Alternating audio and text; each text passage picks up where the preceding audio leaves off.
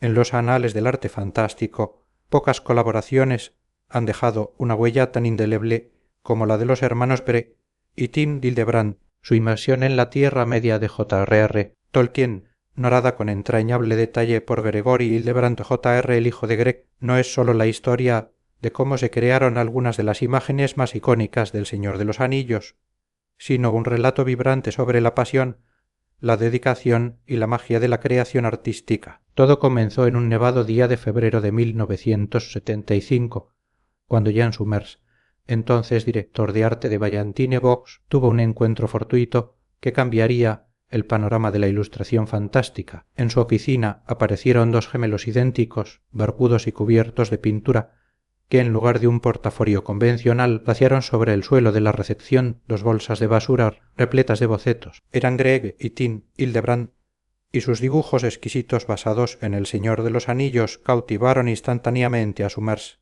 quien llevaba tiempo buscando talentos especiales para los calendarios de Tolkien. En una semana los contratos estaban firmados y los hermanos se embarcaron en la monumental tarea de crear 14 pinturas para el calendario Tolkien de 1976. Desde el principio, el estudio de los Hildebrand en West Orange, Nueva Jersey, se convirtió en un crisol de imaginación, como relata Gregory J.R., que por entonces tenía 5 años. Su hogar era un viejo edificio victoriano donde la Tierra Media cobraba vida. Él mismo, un pequeño hobbit descalzo, se encontró posando como Bilbo Bolsón, sentado sobre una pila de libros con una pipa en la mano, bajo la intensa luz de los focos, la urgencia del calendario, con 14 obras maestras que debían completarse en menos de 6 meses, imbuía cada sesión de una energía frenética. Los hermanos Hildebrand tenían un proceso creativo único. Comenzaban con pequeños bocetos de no más de 5 centímetros para definir las poses y composiciones. Luego reclutaban amigos, familiares y vecinos para que posaran como modelos, vistiéndolos con ingeniosos disfraces creados por Rita, la esposa de Tim, a base de alfombras, sábanas, cuero y cartón. Villeme-Seguire, un amigo alto y barbudo, se convirtió en el mismísimo Gandalf, mientras Harry Nichols encarnaba la alegría de Tom Bombadil bailando en el patio con un albornoz. Gregory J.R. no sólo fue Bilbo,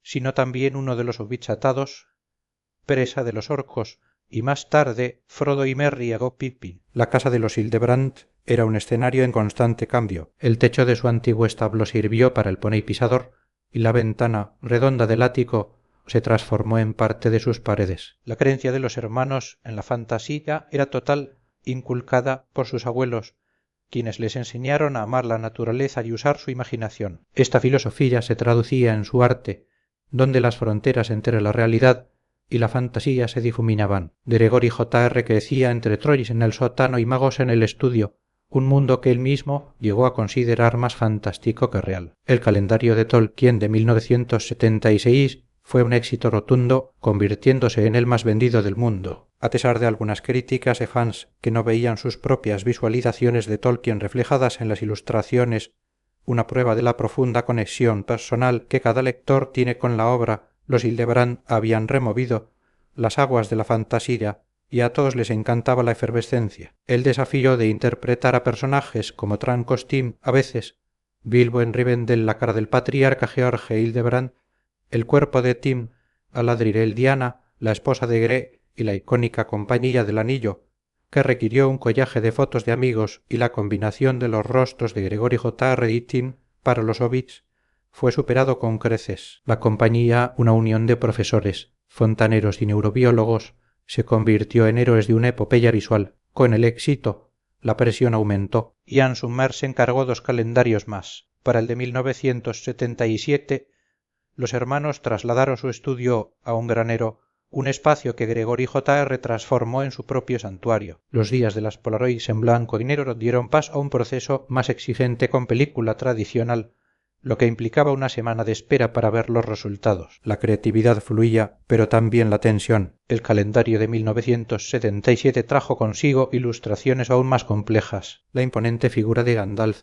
para la cubierta, el aterrador dragón Smaug, que tardó casi un mes en pintarse, con cada moneda y joya de su tesoro detalladas a partir de la colección de Diana, la apacible valla de oro Rita Hildebrand, la serena Rivendell del sueño arquitectónico de Tim y el colosal barro donde Tim y Greg decidieron darle una forma sólida en lugar de la sombra descrita por Tolkien fueron algunas de las creaciones. La presión de las fechas de entrega era constante, llevando a momentos de gran estrés. Gregory J.R. fue testigo de la ira de su padre cuando un modelo RAS, posando para Faramir, se negó a seguir sus indicaciones para la pose de un pie, un incidente que terminó con Greg arrojando un foco y abandonando el estudio furioso, para luego regresar y disculparse. También la escena de una reunión inesperada los puso al límite, al darse cuenta, ya tarde, de que habían olvidado el humo de las pipas, desatando una breve pero intensa discusión. Los hermanos aprendían a lidiar con las limitaciones de tiempo y espacio para el asedio de Minas Tirith, una escena que originalmente imaginaron a gran escala, tuvieron que reducir el concepto por la premura. Gregory J.R.